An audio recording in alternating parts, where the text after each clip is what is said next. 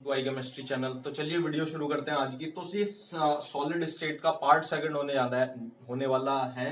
ठीक है, quick revision कर रहे हैं हम। तो देखिए लास्ट वीडियो में हमने क्या पढ़ लिया था, लैटिस, क्रिस्टल लैटिस पढ़ लिया था और क्रिस्टल साइट्स पढ़ ली थी, मतलब लैटिस साइट्स। अब बात करते हैं यूनिट सेल की। पहला टॉपिक हमारा यूनिट सेल।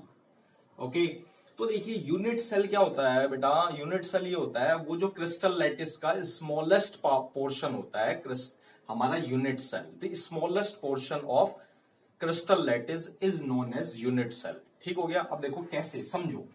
ठीक है, ध्यान से समझना है, वीडियो एंड तक देखनी है बेटा जी। तो देखिए पहले मैं क्या बनाने जा रहा हूं, क्रिस्टल लैटिस बनाने जा रहा हूं। क्या बनाने जा रहा हूं बेटा, क्रिस्टल का लैटिस। देखिए जैसे हमने कल वाली वीडियो में बनाया था, ये क्रिस्टल का लैटिस है। ठीक हो गया। ये क्या है, लैटिस साइट्स है बेटा, या लैटिस पॉइंट्स है। ओके स्टूडेंट्स, तो ये क्या है, लैटिस पॉइंट्स या लैटिस साइट्स। अब देखिए ध्यान से समझना है, ये मैंने इसको और डिवाइड कर दिया।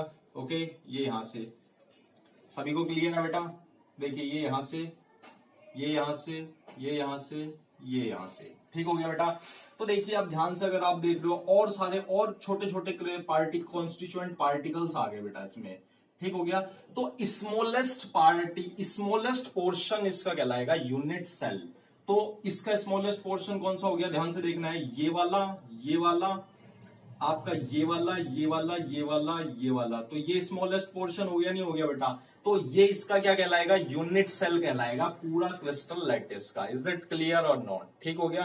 तो अब देखो यूनिट सेल कैरेक्टराइज्ड होती है बाय थ्री थिंग्स। तीन चीजों से यूनिट सेल कैरेक्टराइज्ड होती है। किससे, एज लेंथ से, यानी ए, बी और सी से कैरेक्टराइज्ड होती है कि यूनिट सेल बेटा जी। ठीक हो गया।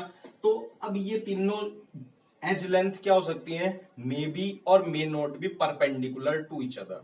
ठीक हो गया। इज इट क्लियर और नॉट। ये तीनों एजेस परपेंडिकुलर हो भी सकती हैं और नहीं भी हो सकती हैं। ठीक है बेटा। देखो अब क्या होगा, अब ये जो, अब इनके बीच में बेटा एंगल होंगे। पहले इसको सिंप्लीफाई करने के लिए मैं एक बार और बनाने जा रहा हूं। तो देखिए ध्यान से देखना है, ये देखिए ये मैंने एक यूनिट सेल बना दिया बेटा। ठीक हो गया। ओके बेटा। तो देखिए ए क्या होता है, ए है ये वाला एज लेंथ। ठीक हो गया। बी क्या हो गया बेटा, ये वाला। ठीक हो गया। ओके, सी क्या हो गया बेटा, ये वाली होगी। ठीक हो गया। ध्यान से समझते आना है। ओके स्टूडेंट्स, अब देखो ध्यान से समझना बेटा, ए और बी के बीच में, अब इनमें कैरेक्टराइज्ड एंगल होंगे बेटा, अल्फा, बीटा और गामा। ओके बेटा। जो ए एज लेंथ होगी उसके बीच में कौन सा एंगल होगा बेटा, बीटा और गामा एंगल होगा। ठीक है।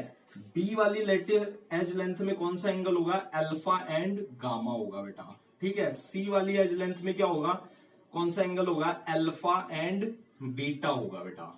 ठीक हो गया। इज इट क्लियर और नॉट। तो देखिए ए और बी एज लेंथ में कौन सा एंगल होगा बेटा, गामा होगा। कौन सा होगा, सॉरी ये मैंने थोड़ा वो लिख दिया, देखो दोबारा देखो बेटा। देखिए ध्यान से समझो, मैंने ये बताया आपको, ए और बी में, ए एंड बी में कौन सा एंगल होगा बेटा, गामा एंगल होगा। ठीक है। ए और सी में कौन सा एंगल होगा, बीटा एंगल होगा। ठीक है। और हमारा कौन सा बच गया, बी और सी में कौन सा एंगल होगा बेटा, बी एंड सी में होगा हमारा अल्फा एंगल। ठीक हो गया। इज इट क्लियर और नॉट। तो देखिए ए और बी में कौन सा एंगल है बेटा, ए और बी में ये गामा एंगल हो गया। ए और सी में कौन सा एंगल है, ए और सी में हो गया बीटा एंगल। बी और सी में बेटा कौन सा एंगल हो गया, यहां पर लिख रहा हूं अल्फा एंगल। तो अगर यूनिट सेल की बात कर रहा हूं, यूनिट सेल अब कैरेक्टराइज कितनी थिंग से होगी, ए, बी, सी और अल्फा, बीटा, गामा से एक यूनिट सेल कैरेक्टराइज्ड होती है। इज इट क्लियर और नॉट। यूनिट सेल क्लियर होगी बेटा जी। ठीक है। अब इसको रब करते हैं, अब हम आगे बढ़ते हैं। ओके, अब यूनिट सेल को ही लेकर आगे बढ़ना है बेटा। अब यूनिट सेल की अगर मैं बात करता हूं, यूनिट सेल होती है बेटा, टाइप्स ऑफ यूनिट सेल। अब आप क्या टॉपिक हो जाएगा हमारा, types of unit cell. Okay, types of unit cell. ठीक है बेटा जी। तो टाइप ऑफ यूनिट सेल की बात करता हूं तो बेसिकली ब्रॉडली दो टाइप की यूनिट सेल्स होती हैं। कौन कौन सी बेटा, primitive unit cell, primitive unit cell, primitive unit cell. Okay बेटा। और दूसरी कौन सी होती है, centred unit cell, sorry cubic unit cell. कौन सी, cubic unit cell. Is it clear और नॉट। ठीक हो गया। तो देखिए ध्यान से समझना है, इसको समझने के लिए पहले पहले ये समझो बेटा, कोई अगर क्यूब है ना, तो एक क्यूब में अगर एक जनरल क्यूब है बेटा, तो उसमें 6 फेस होते हैं। ठीक है, ये मैं आपको यहां पर लिख रहा हूं, इन क्यूब। एक क्यूब में क्या होता है बेटा, 6 फेजेस होते हैं। क्या होते हैं बेटा, 6 फेस होते हैं। ठीक हो गया। फेस क्या है, जैसे मान लो ये क्यूब है हमारा, ये अगर इस पूरे कमरे को एक क्यूब रखो, तो इसका ये वाला फेस 2 फेस, 3 फेस, 4 फेस, 5 और 6 फेस होते हैं एक क्यूब में। ठीक है, और कितने होते हैं, 8 कॉर्नर्स होते हैं बेटा। कितने कॉर्नर्स होते हैं क्यूब में, 8 कॉर्नर्स होते हैं। और एजेस कितनी होती है, 12 एजेस होती हैं। ठीक है, 12 एजेस होती हैं एक क्यूब में। ठीक है, ये बात आपको क्या करनी है, ध्यान रखनी है। ठीक हो गया। अब देखो प्रिमिटिव यूनिट सेल में क्या होता है बेटा, इसमें जो एटम्स होंगे ना, कॉर्नर्स पे होंगे। जो क्यूब होगा ना, क्यूब के कॉर्नर्स पे सारे एटम्स होंगे। तो atoms are at corners, atoms are at corners पे होंगे बेटा जी। इज इट क्लियर और नॉट, इतनी बात क्लियर है। अब क्यूबिक यूनिट सेल में क्या होगा, क्यूबिक यूनिट सेल में एटम्स कॉर्नर पे होने के बावजूद एटम्स कॉर्नर पर भी होंगे और उसके अलावा और भी पोजीशन ऑक्युपाई करेंगे। ठीक है, तो ये होती है बेटा 3 टाइप की होती है। कितने टाइप की होती है, 3 टाइप की। बीसीसी होती है, body centred cubic unit cell, FCC face centred unit cell, और end centred unit cell, end centred unit cell. Okay बेटा जी, इतनी बात क्लियर है। अब देखो बीसीसी में क्या होगा बेटा, कॉर्नर्स पर एटम होंगे। ठीक है, कॉर्नर्स पर एटम होने के अलावा बॉडी के सेंटर पर, मतलब मिडल पर, जैसे मान लो ये पूरा क्यूब है, तो मिडल पर भी एटम्स प्रेजेंट होगा। ठीक हो गया। कॉर्नर्स पे सारे के सारे, अब देखो कितने कॉर्नर्स है, 8 कॉर्नर्स है, तो कितने एटम, 8 एटम्स तो होंगे ही होंगे। और बॉडी के सेंटर पर भी एटम होगा। ठीक है, तो बीसीसी आप समझ गए बेटा जी, कहां पर होगा, at centre, atoms present at centre. ठीक है, एटम एट सेंटर पर होगा। ठीक है, कॉर्नर्स पे तो होंगे ही। अब एफसीसी क्या होगा बेटा, एफसीसी क्या होगा, फेस सेंटर्ड क्यूबिक। इसका मतलब हर एक फेस पर एटम प्रेजेंट होगा। एटम का मतलब ये हो गया कॉन्स्टिट्यूएंट पार्टिकल्स हो गए। इसका मतलब क्या है बेटा, एटम्स ही नहीं कहेंगे, यहां पर कहेंगे कॉन्स्टिट्यूएंट पार्टिकल्स, कॉन्स्टिट्यूएंट पार्टिकल्स बेटा जी। क्लियर है। कॉन्स्टिट्यूएंट पार्टिकल्स में क्या आ गए बेटा, एटम्स आ गए। ठीक हो गया, एटम्स भी आ गए, आयंस भी आ गए, या मॉलिक्यूल्स भी आ गए। ठीक हो गया। तो क्या होंगे बेटा, एटम्स प्रेजेंट होंगे हर एक फेज में। तो कितनी फेज होती है बेटा, 6 फेज होती हैं। ठीक है, और कॉर्नर्स पे एटम्स प्रेजेंट है। अब देखो एंड सेंटर्ड यूनिट सेल में क्या होगा बेटा, एंड सेंटर्ड यूनिट सेल में क्या होगा, कोई भी 2 फेज। ठीक हो गया, 6 फेज होती है, 6 फेज में से कोई भी 2 फेजेस में क्या होंगे, एटम्स प्रेजेंट होंगे उसके मिडल में। जैसे मान लो ये क्यूब है, एक ऊपर फेज एक नीचे फेज। ठीक है, तो नीचे वाले फेज के मिडल में एटम प्रेजेंट होगा और ऊपर वाले फेज के मिडल में एटम प्रेजेंट होगा। इज इट क्लियर और नॉट, इतनी बात क्लियर है बेटा, क्यूबिक यूनिट सेल। अब देखो, अब अगर मैं जनरल वे में बात करता हूं ना, तो प्रिमिटिव सेल्स तो भाई कॉर्नर्स पे एटम्स प्रेजेंट हो गए।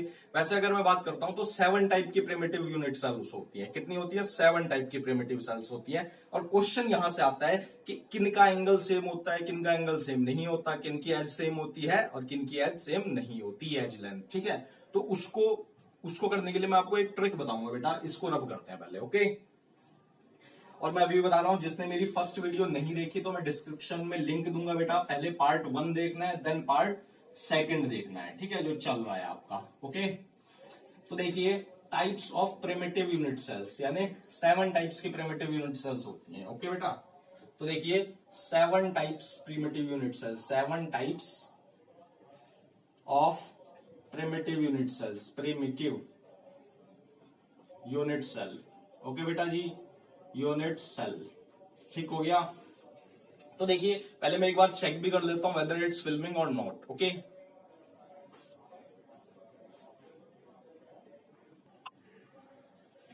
हाँ तो बेटा ऑल इज क्लियर। ओके, तो अब देखो मैं बता रहा था 7 टाइप्स की प्रिमिटिव यूनिट सेल्स होती है जो हमें लर्न करनी है। और लर्न कैसे होगी बेटा, देखो उसके लिए ट्रिक बता रहा हूं। ट्रिक क्या है बेटा, देखो 7 टाइप हमें कैसे याद करेंगे, तो कैसे याद करेंगे, तुम मोटी होकर। ठीक हो गया, क्या है बेटा सेंटेंस, तुम मोटी होकर।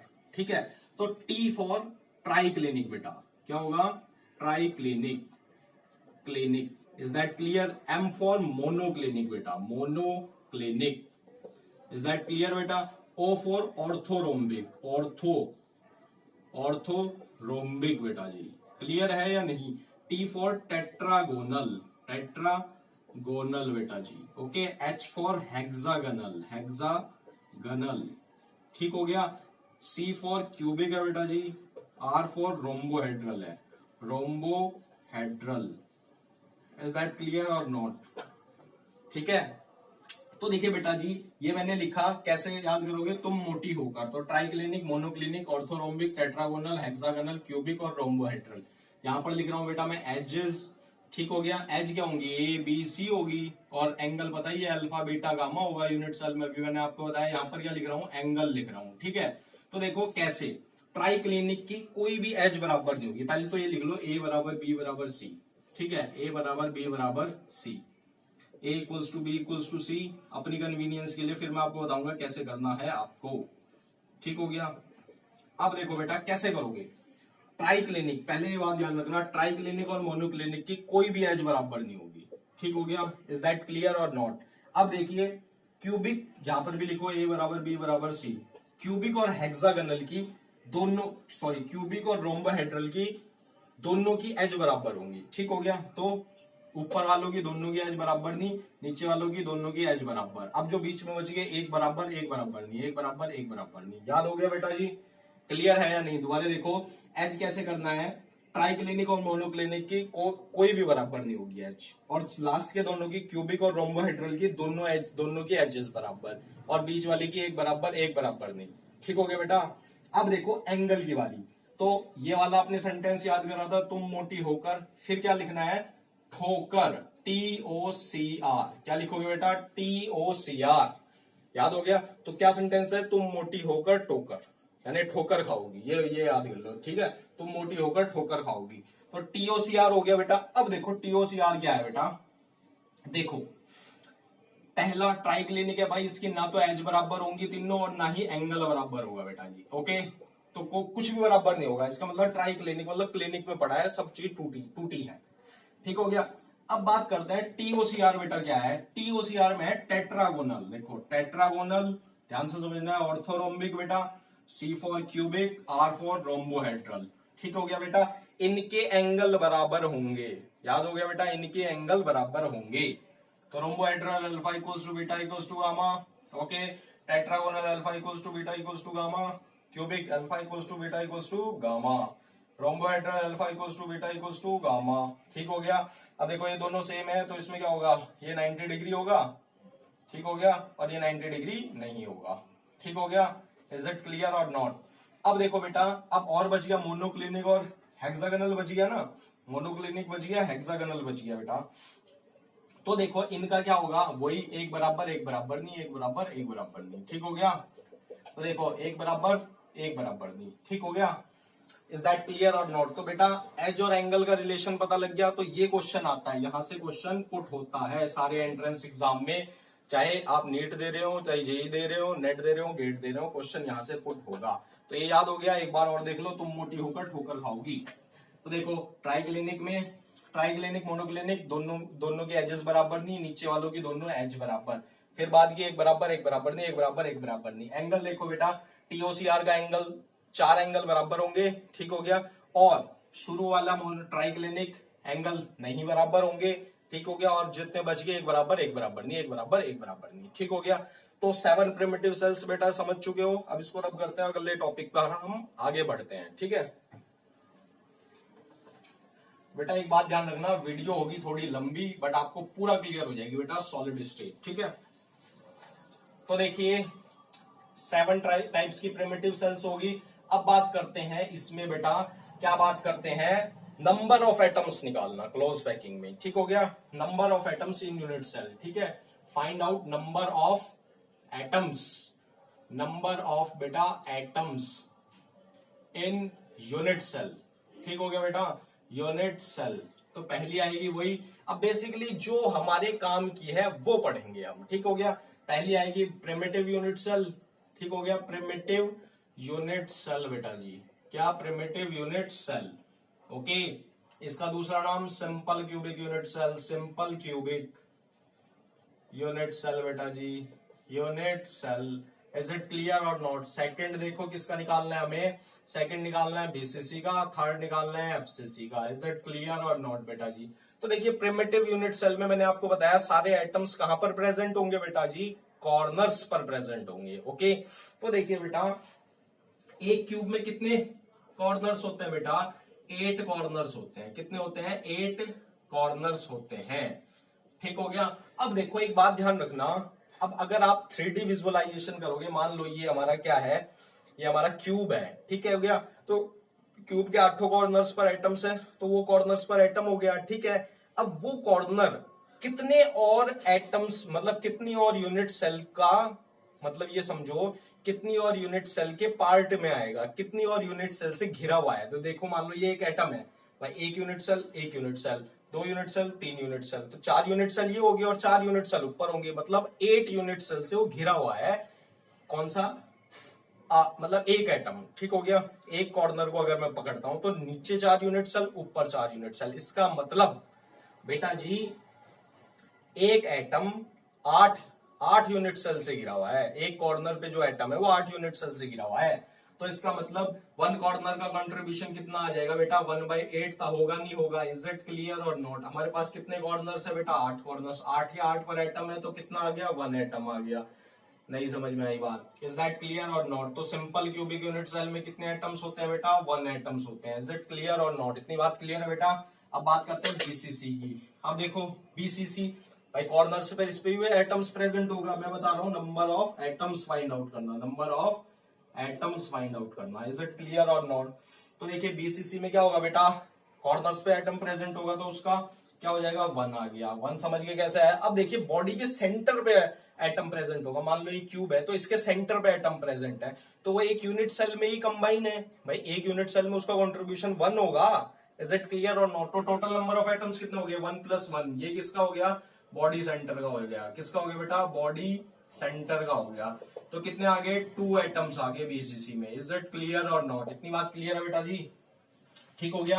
अब बात करते हैं एफसीसी की। किसकी बात करते हैं, एफसीसी की। ओके, अब देखो बेटा एफसीसी में क्या करेंगे, एफसीसी में कॉर्नर्स पे एटम प्रेजेंट होगी तो उसका कंट्रीब्यूशन 1 आ गया। ठीक हो गया।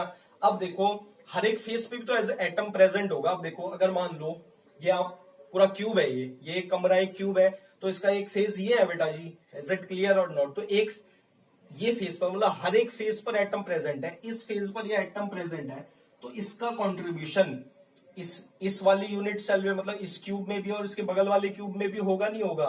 तो एक एटम का कंट्रीब्यूशन कितना आ रहा है, वो 2 यूनिट सेल में कंबाइंड है तो 1/2 होगा, नहीं होगा? इज इट क्लियर और नॉट? तो फेज का कंट्रीब्यूशन कितना होता है, 1/2। कितने फेज है बेटा, 6 फेज है, तो 3 आ गया। तो एफसीसी में एटम्स आ गए 4। नहीं समझ में आई बात? Is it clear? इतनी बात क्लियर है बेटा एफसीसी की? कॉर्नर्स पे एक है, कॉर्नर्स पे 8 हो गया, 8 एटम प्रेजेंट होते हैं, उसका कंट्रीब्यूशन 1, जैसा मैं सिंपल क्यूब में बताया। अब देखो एक फेज पर एक एटम प्रेजेंट है, तो एक फेज का कंट्रीब्यूशन होता है 1/2। कैसे? ये एक फेज है, इस पर एटम प्रेजेंट है, एटम गोला होता है, ठीक हो गया। इस वाली यूनिट सेल में भी है, उसके बगल वाली यूनिट सेल में भी है, तो हाफ हो गया। तो टोटल कितने फेज है, 6, तो हाफ इंटू 6, ठीक हो गया। तो 4 एटम्स आ गए। तो फाइंड आउट हो गए बेटा जी नंबर ऑफ एटम्स निकालने इन यूनिट सेल में। ठीक हो गया, प्रिमिटिव यूनिट सेल, बीसीसी और एफसीसी में। इज इट क्लियर और नॉट? तो इससे मुझे ये बात पता लगी बेटा कॉर्नर्स का कंट्रीब्यूशन कितना होता है। देखो इसको मिटाते हैं पहले। ओके, ध्यान से देखनी है बेटा ये वीडियो। ओके, क्विक रिवीजन भी है बेटा, और जिन्होंने ये यूनिट नहीं पढ़ी थी और उनके लिए भी है बेटा जी ये यूनिट। ठीक हो गया। ओके, सब चीज मैं क्लियर करवाऊंगा बेटा इसमें। ओके, फिर भी कोई अगर चीज बच जाए तो आप नीचे कमेंट सेक्शन में कमेंट करके पूछ सकते हो, वो मैं आपको दूसरी वीडियो में करवा दूंगा। ठीक है बेटा। तो देखिए हमने क्या सीखा बेटा, मैं बीच में लाइन डालता हूं, ठीक है। तो देखिए कॉर्नर्स का कंट्रीब्यूशन, कॉर्नर्स कंट्रीब्यूशन कितना होता है बेटा, कॉर्नर्स कंट्रीब्यूशन कितना होता है, 1/8 होता है। कितना होता है, 1/8। ओके, फेसेस का कंट्रीब्यूशन, फेसेस को कंट्रीब्यूशन कितना होता है, 1/2 होता है।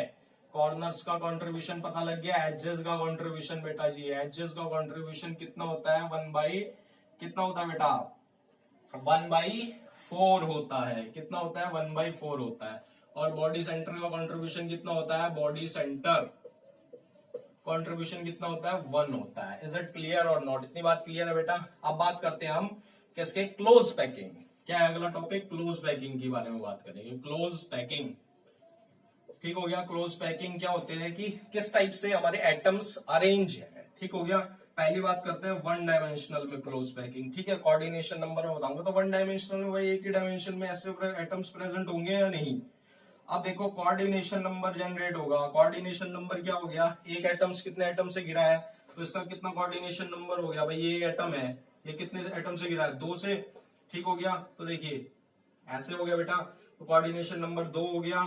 शेप क्या आ गई, लीनियर शेप आ गई, नहीं आ गई। इज दैट क्लियर और नॉट, इज इट क्लियर और नॉट? इतनी बात क्लियर है बेटा। सेकंड में आते हैं हम 2 डायमेंशन में। किसमें, 2 डायमेंशन में। अब 2 डायमेंशन में 2 टाइप की क्या होंगी बेटा, अरेंजमेंट होंगी। ए टाइप अरेंजमेंट होगी, ओके, और दूसरी होगी ए बी टाइप अरेंजमेंट, ठीक हो गया। ए टाइप का मतलब ये समझो बेटा, ओके, ये हमारा ए है। इज इट क्लियर और नॉट? देखियो फिर ये ए है, ध्यान से देखना है बेटा जी। दिखाई दे रहा है सभी को, बोलो यस या नो, ठीक हो गया। अब देखो बेटा, एक एटम है, ये कितने एटम से घिरा हुआ है, ध्यान से देखो, ये, ठीक हो गया। तो इसका कोऑर्डिनेशन नंबर कितना आ गया भाई, एक atom, 1 2 3 4 coordination number. Is it clear और नॉट?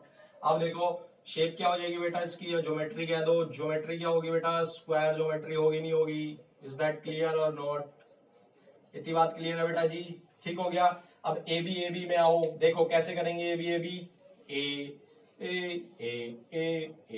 अब देखो बी वाला यहां पर आ जाएगा, कहां पर आ जाएगा, यहां पर आ जाएगा बेटा जी, ठीक हो गया। ये ए है, ये बी है, ठीक हो गया। फिर ए लगाओ, क्लियर है या नहीं, फिर बी लगाओ, ठीक हो गया। समझ में आ रही है, नहीं आ रही है बेटा बात?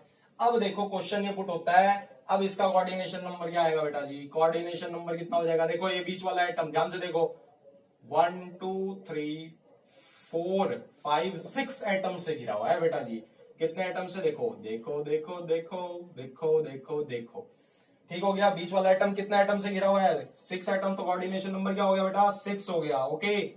इसकी ज्योमेट्री क्या आएगी, देखो ध्यान से देखो, ध्यान से देखो, क्या आएगी, हेक्सागोनल आएगी। क्या होगी बेटा, हेक्सागोनल आएगी, ठीक हो गया, ओके। इज इट क्लियर और नॉट? अगर मैं 3 डायमेंशनल की बात करता हूं तो 3 डायमेंशनल बना नहीं पाऊंगा, क्योंकि बोर्ड क्या है 2 डायमेंशनल। इसमें क्या आएगी बेटा जी, एक एचसीपी होती है, ओके, एक होती है एफसीसी के लिए आएगी, और इसकी ज्योमेट्री आती है बेटा क्यूबिक ज्योमेट्री आती है। इज दैट क्लियर और नॉट? इतनी बात क्लियर है बेटा जी। तो हमने क्या क्लोज पैकिंग देख ली है, ठीक हो गया। क्लोज पैकिंग हम समझ चुके हैं, कैसे क्लोज पैकिंग आती है 1 डायमेंशनल और 2 डायमेंशनल और 3 डायमेंशनल में। अब अगला टॉपिक करते हैं बेटा, क्या करते हैं, पैकिंग फ्रैक्शन कर लेते हैं बेटा, ठीक है। पहले तो देखिए बेटा, ध्यान से समझेंगे, हमारे काम की क्या है बेटा, बीसीसी, एफसीसी और सिंपल क्यूब, ठीक हो गया। क्या काम की चीज है हमारे पास, बीसीसी, एफसीसी और सिंपल क्यूब बेटा जी, ओके। तो देखो पैकिंग फ्रैक्शन क्या होता है, पैकिंग फ्रैक्शन ये समझो बेटा, पैकिंग फ्रैक्शन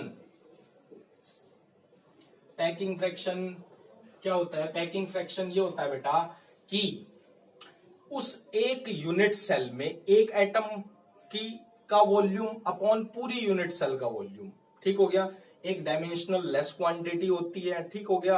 तो पैकिंग फ्रैक्शन ये समझो, जो एटम्स है ना उसका फ्रैक्शन कितना है, वो कैसे पैक्ड है उस स्ट्रक्चर में, उस यूनिट सेल में, वो कहलाता है पैकिंग फ्रैक्शन। तो ठीक है बेटा, तो आपको याद क्या रखना है बेटा, एफसीसी, बीसीसी और सिंपल क्यूब की पैकिंग फ्रैक्शन कितनी आती है। देखो कितनी आती है, 52.4 आती है परसेंट, बीसीसी की 68% आती है, एफसीसी की कितनी आती है, 74% आती है बेटा जी। क्या, packing fraction. Is it clear और नॉट? ठीक हो गया। तो पैकिंग फ्रैक्शन आप समझ चुके हो कि volume of one atom upon total volume of unit cell, ठीक हो गया। एक फ्रैक्शनल क्या होती है, यूनिट लेस क्वांटिटी होती है पैकिंग फ्रैक्शन, ओके। अब देखो डेंसिटी का क्या फॉर्मूला होता है, किसी भी यूनिट सेल में अगर आपको डेंसिटी निकालनी है बेटा, डेंसिटी आप कैसे निकाल लोगे। और एक और चीज सीख लो बेटा इसमें, देखो सिंपल क्यूब में क्या रिलेशन होता है, एज लेंथ का A = 2R होता है बेटा, R रेडियस होती है एटम की, बीसीसी में क्या होता है, इक्वल टू 4r/√3 होता है बेटा, ठीक हो गया। ये आपको क्या रखना है, याद रखना है। एफसीसी में कितना होता है, इक्वल टू 2√2r होता है बेटा, 2√2r। आर क्या होती है, रेडियस ऑफ एटम होती है। क्या होती है बेटा, रेडियस ऑफ एटम, ठीक हो गया। ए क्या है, एज लेंथ है, आपको पता ही है, ठीक हो गया। अब नेक्स्ट आता है बेटा, नेक्स्ट क्या आता है हमारा, डेंसिटी। डेंसिटी कैसे फाइंड आउट करेंगे, तो ज्यादा ध्यान नहीं देना है। क्या है फॉर्मूला, रो इक्वल्स टू जमना। क्या, जमना। क्या है बेटा, जमना। क्या है, रो इक्वल्स टू जमना, ठीक है। रो क्या है, where rho equals to density, किसकी, यूनिट सेल की, ठीक है। जेड क्या है, नंबर ऑफ एटम्स, ठीक हो गया, नंबर ऑफ एटम्स। ओके बेटा जी, देखो बीसीसी के लिए अभी बताया कितने आए थे बेटा, 2 नंबर ऑफ एटम्स आए थे। एफसीसी के लिए क्या आए थे बेटा, 4 आए थे। सिंपल क्यूब के लिए 1 आया था। अरे आया था, नहीं आया था, अभी करा था हमने। एन क्या है, एवोगैड्रो नंबर, एवोगैड्रो नंबर, ठीक हो गया बेटा। ए क्या है, यूनिट सेल है बेटा, क्या है, एज लेंथ है। ए क्या है, edge length, edge length. Okay, clear है बेटा जी, इतनी बात क्लियर है या नहीं, ठीक हो गया। तो ये हमने पढ़ लिया, डेंसिटी पर पता कर ली, पैकिंग फ्रैक्शन का पता कर लिया किसी भी यूनिट सेल में। अब बात करते हैं, ये बात तो हो गई हमारा न्यूमेरिकल पार्ट। अब बात करते हैं, क्वेश्चन एक और तरीके से आता है जो थ्योरेटिकल पार्ट होता है। वो क्वेश्चन आता है कि डिफेक्ट किस टाइप का है, इज दैट क्लियर। तो क्या पढ़ेंगे बेटा जी, डिफेक्ट्स इन सॉलिड्स। ओके, तो उसको रब करना पड़ेगा, ठीक हो गया बेटा। समझ में आ रहा है, नहीं आ रहा है बेटा। तो देखो, डिफेक्ट्स इन सॉलिड्स पढ़ेंगे बेटा। ओके, क्या पढ़ेंगे हम, डिफेक्ट्स इन सॉलिड्स। तो देखो बेटा, क्या होता है defects in solids, defects in solids. Okay बेटा जी, तो देखो डिफेक्ट्स इन सॉलिड्स में 2 टाइप के डिफेक्ट होते हैं बेसिकली। क्या होते हैं, पॉइंट डिफेक्ट होता है और एक लाइन डिफेक्ट होता है। कौन कौन सा, point defect and line defect. Point defect क्या होता है बेटा जी, जब किसी पॉइंट के अराउंड इम्परफेक्शन हो जाता है, मतलब या तो पॉइंट्स के अराउंड कुछ इम्परफेक्शन हो जाता है, मतलब या तो एटम्स अपनी साइड छोड़ के भाग जाता है, या जो लेटेस्ट पॉइंट्स है वो इधर उधर हो जाता है, ठीक है। मतलब इम्परफेक्ट हो गया, मतलब परफेक्टली अरेंज नहीं है अराउंड इट्स पॉइंट्स, ठीक हो गया। और एक लाइन डिफेक्ट क्या होता है, 2 टाइप का मैंने आपको बताया, point defect, okay, line defect. Line defect में क्या होता है बेटा, लाइन डिफेक्ट में क्या होता है, कोई भी हमारा क्रिस्टल है तो पूरी रो में, इंटायर रो में इम्परफेक्शन हो जाता है। इंटायर रो में क्या हो जाती है, इम्परफेक्ट हो जाता है मॉलिक्यूल्स, तब क्या होता है, लाइन डिफेक्ट होता है। और बेटा हमारे कोर्स में क्या है, पॉइंट डिफेक्ट। हम क्या पढ़ेंगे बेटा, पॉइंट डिफेक्ट हमें पढ़ना है, ठीक हो गया। तो बेटा अगर मैं पॉइंट डिफेक्ट की बात करता हूं, पॉइंट डिफेक्ट होता है 3 टाइप का। कितने टाइप का, 3 टाइप का। स्टोचियोमेट्री डिफेक्ट, ठीक हो गया, स्टोचियोमेट्री डिफेक्ट। ओके बेटा जी, इज इट क्लियर और not. Stoichiometry defect, okay. Ionic defect बेटा जी, आयोनिक डिफेक्ट, ठीक हो गया। फिर थर्ड कौन सा होता है, कौन सा आता है बेटा, नॉन स्टोचियोमेट्री डिफेक्ट। कौन सा, नॉन स्टोचियोमेट्री डिफेक्ट। ओके बेटा जी, यस या नो बोलो, यस या नो, ठीक हो गया। तो देखो स्टोचियोमेट्री डिफेक्ट, स्टोचियोमेट्री डिफेक्ट में क्या होगा, हम क्या मेंटेन करके रखेंगे, ऐसा डिफेक्ट जिसमें स्टोचियोमेट्री मेंटेन रहे, ठीक हो गया। एक क्रिस्टल में भाई डिफेक्ट तो हो बट पता ना लगे, ठीक हो गया।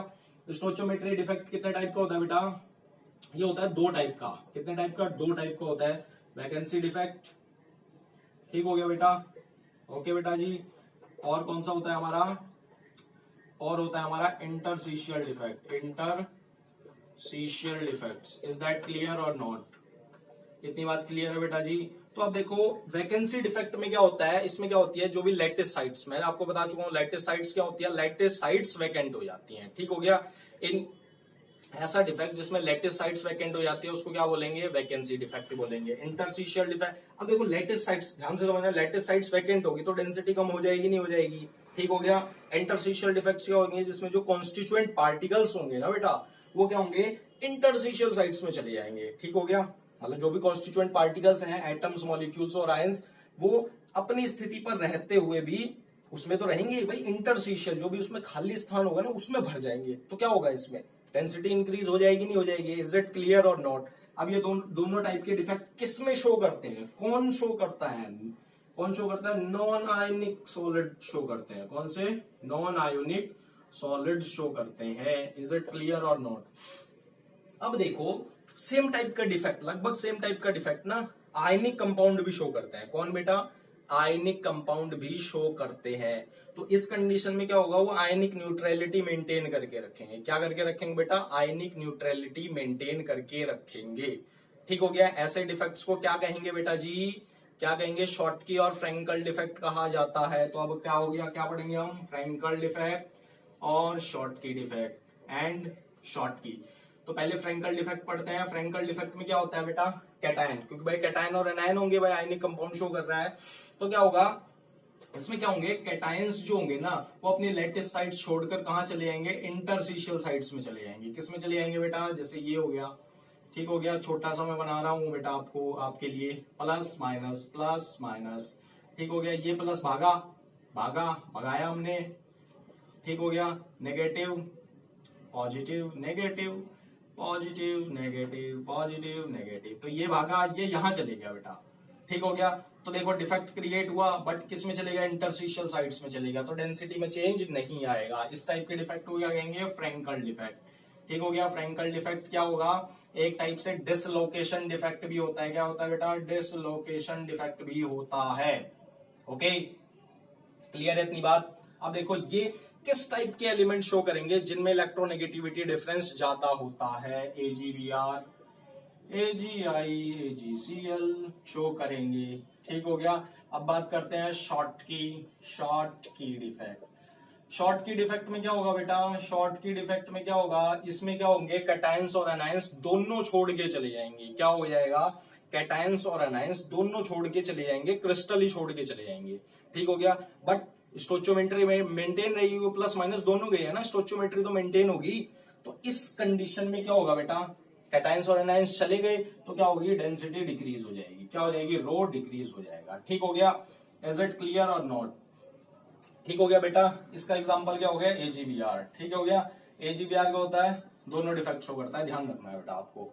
ठीक हो गया। इतनी बात क्लियर है? तो फ्रैंकल शॉर्ट की समझ गए बेटा। अब देखो हमारा कौन सा टाइप खत्म हो गया बेटा? स्टोचियोमेट्री डिफेक्ट। अब बात करते हैं आयनिक डिफेक्ट।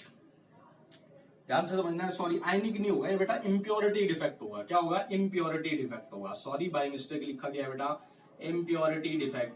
अब देखो इसमें क्या होगा? जब मोल्टन NaCl होता है ना बेटा, मोल्टन NaCl मतलब Na+ और Cl-, जब molten NaCl some amount of SrCl2 sorry समझो, जब मोल्टन NaCl में SrCl2 सम अमाउंट में क्रिस्टलाइज हो जाता है, तो जब इस टाइप के डिफेक्ट को क्या कहते हैं?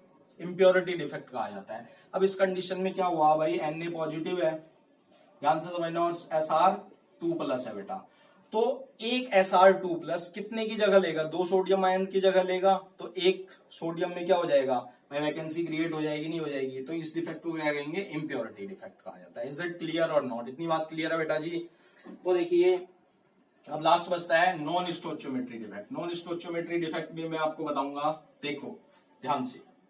नॉन स्टोचियोमेट्री डिफेक्ट में क्या होता है? इसमें भी मैं स्टोचियोमेट्री मेंटेन करके रखते हैं बेटा जी। ये 2 टाइप का होता है, मेटल एक्सेस डिफेक्ट, ओके, और metal deficiency defect. Metal deficiency defect बेटा जी। ठीक हो गया। Metal deficiency defect, okay. अब मेटल डेफिशिएंसी पहले पढ़ लेंगे क्योंकि आसान है। मेटल डेफिशिएंसी डिफेक्ट में क्या होता है बेटा?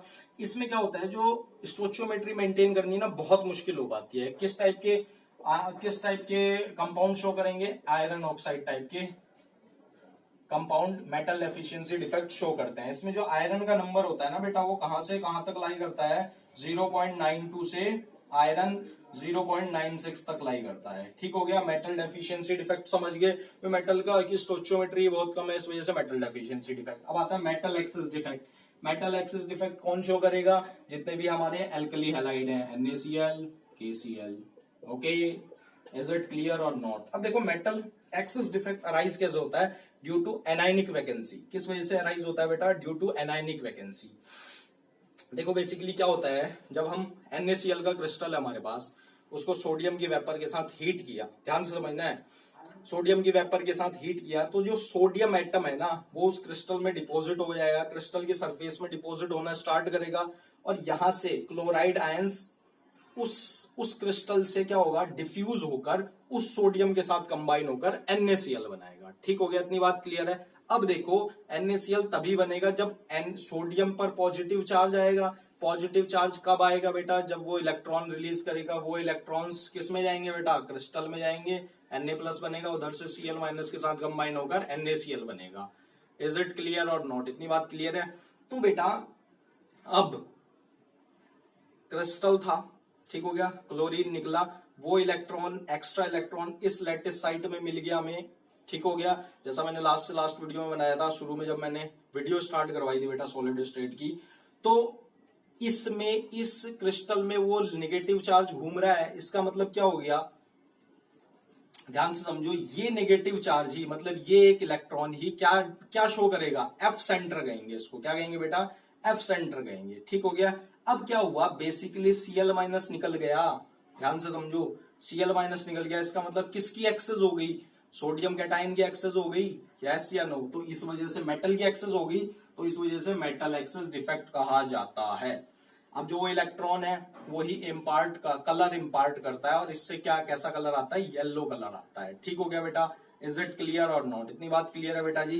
अब बात करते हैं कंडक्टिविटी की। तो सॉलिड्स क्या शो करते हैं, कंडक्टिविटी शो करते हैं। 3 टाइप के हमारे होते हैं, कंडक्टर्स, इंसुलेटर और सेमीकंडक्टर्स। बेटा कंडक्टर्स की इलेक्ट्रॉन की कंडक्टिविटी कहां से कहां तक लाई करती है, 10⁴ to n⁻7 ohm inverse metre inverse. Last video में बता चुका हूं।